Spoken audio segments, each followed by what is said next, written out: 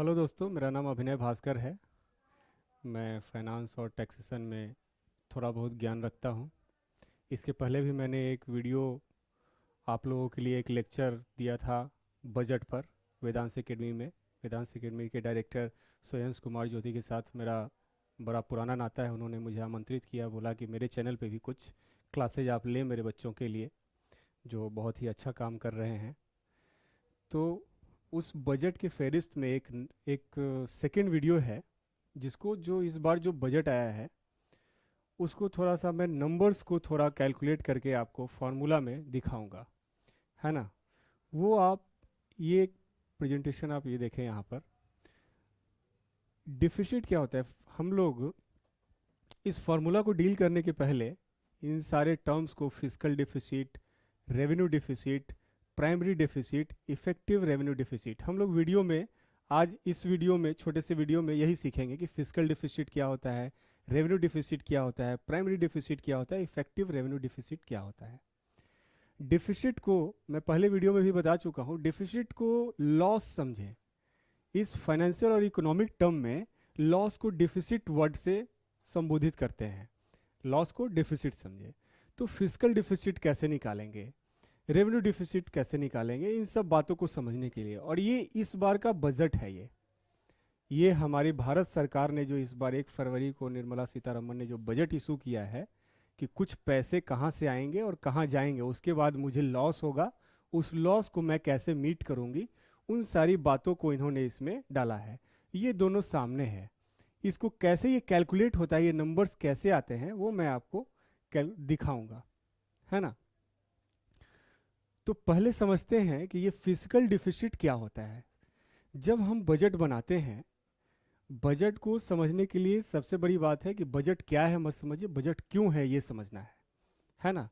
तो बजट हम इसलिए बनाते ही इसलिए हैं कि मुझे कितने लोन लेने की जरूरत पड़ेगी देश को चलाने के लिए, चलाने के दौरान क्या हमारे पास उतना सफिशिएंट पैसा आ जाएगा, उतना फंड आ जाएगा जिससे कि हमारा देश का सारा काम होगा, या फिर कुछ लोन भी लेने की जरूरत पड़ेगी।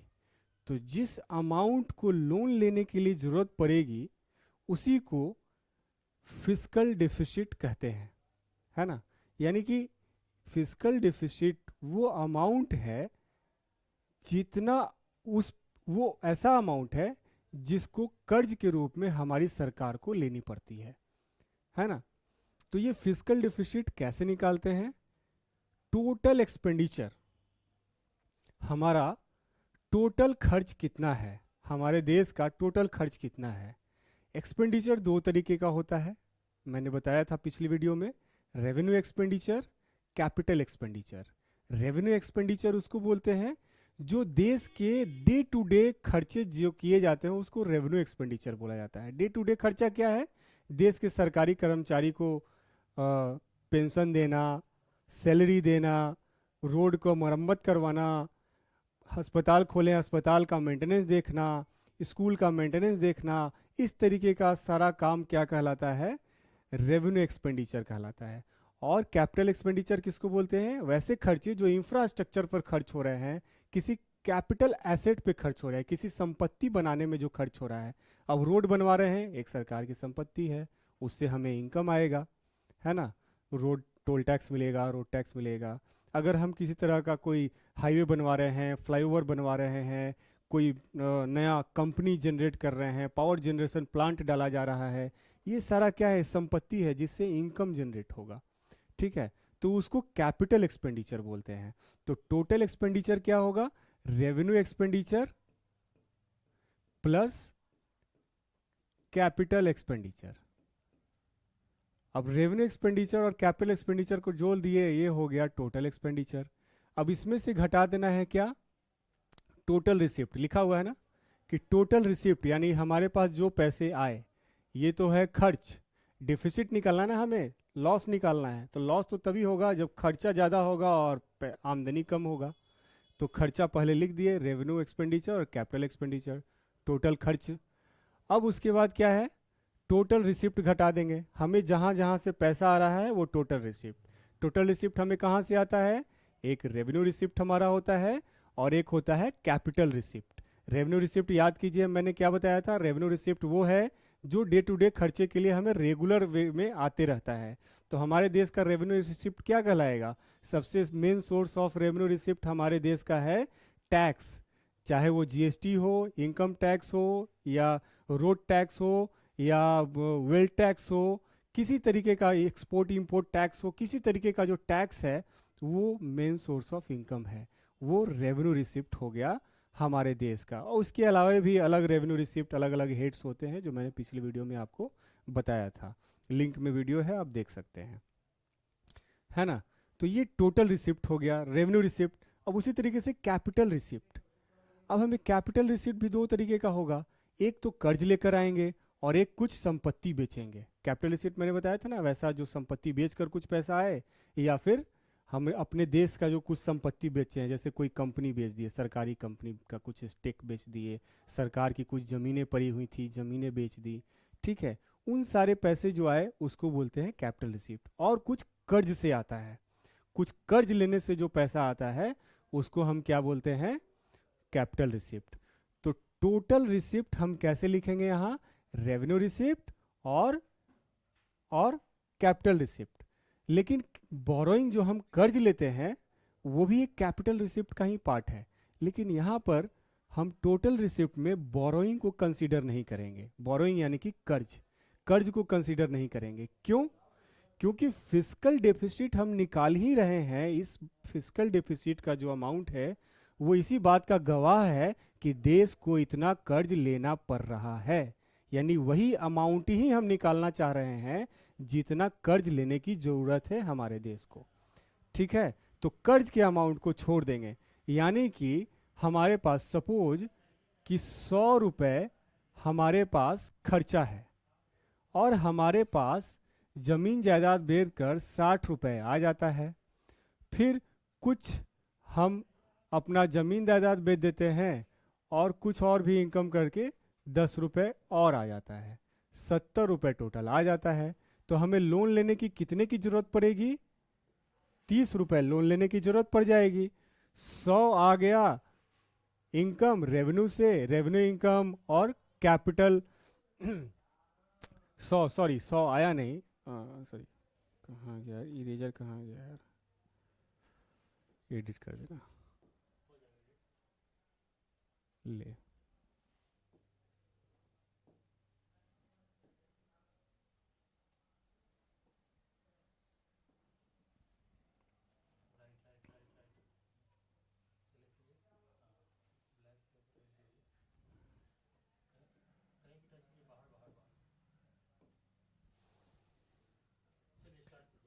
सपोज कि हम मान लेते हैं कि हमारे पास टोटल खर्च कितना है, कैपिटल और रेवेन्यू दोनों मिला करके, तो ये है हमारे पास टोटल खर्च 120 रुपए। हमारे पास टोटल पैसा कहाँ से आता है? सरकारें अपनी घर की ज़मीन बेच करके, सरकारी ज़मीन, सरकारी स्टेक, सरकारी कंपनी या किसी और तरीके से बेच बाच के कुछ पैसा लेकर आती है, 90 रुपए लेकर के आती है, ठीक है। तो अगर हम ये बताएं कि हमें और सरकार को देश चलाने के लिए कितने रुपए की ज़रूरत पड़ेगी, टोटल खर्च कितना था सरकार के लिए? 120 रुपए, और पैसा जुगाड़ कितना कर पाई सरकार? 90 रुपए, यानी कि कितना कर्ज लेने का जरूरत पड़ जाएगा? 30 रुपए कर्ज लेने की जरूरत पड़ जाएगी। उसी को बोलते हैं फिस्कल डिफिसिट, यानी कि जितने रुपए सरकार को कर्ज लेने की जरूरत पड़ती है उसको फिस्कल डिफिसिट बोलते हैं। अब हम यहाँ पर आते हैं, सरकार ने जो डेटा रिलीज किया है, डॉक्यूमेंट जो रिलीज किया है बजट का, उसका फर्स्ट पेज जो बजट एट ए ग्लांस लिखा हुआ है, पहले में क्या लिखा हुआ है? Revenue receipt. सरकार ने सबसे पहले जिक्र तो यही ना होगा कि कितना पैसा आया, तो पैसा आया, रेवेन्यू रिसिप्ट। रेवेन्यू रिसिप्ट में क्या है? टैक्स रेवेन्यू, जो मैंने आपको बताया था। देखिए टैक्स रेवेन्यू, टैक्स से कितना रुपए आया, यहाँ नेट है, यही है एस्टिमेटेड। इस कॉलम को आप नहीं देखें, आप इसको देखें, इस वाले कॉलम को। ये फिगर आ रहा है क्या? शायद नहीं दिख रहा है इमेज पे।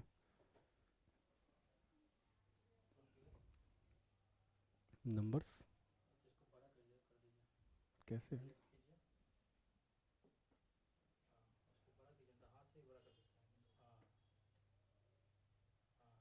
अच्छा,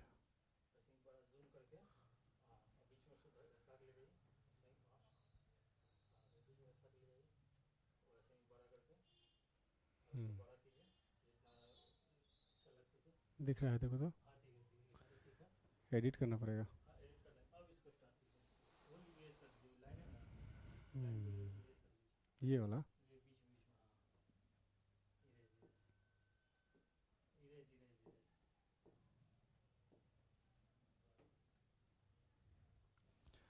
अब हम उसको अगर इस बजट को समझने की कोशिश करते हैं, फिजिकल फिजिकल डेफिसिट को निकालने की कोशिश करते हैं हम, है ना, कि फिजिकल डेफिसिट कैसे निकलेगा।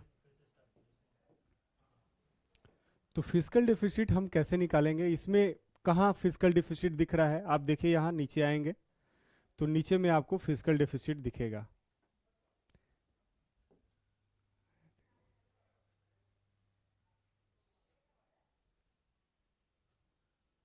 ये देखिए 18 नंबर पे लिखा हुआ है ना प्राइमरी, सॉरी यहाँ फिजिकल, 17 नंबर पे फिजिकल डेफिसिट लिखा हुआ है।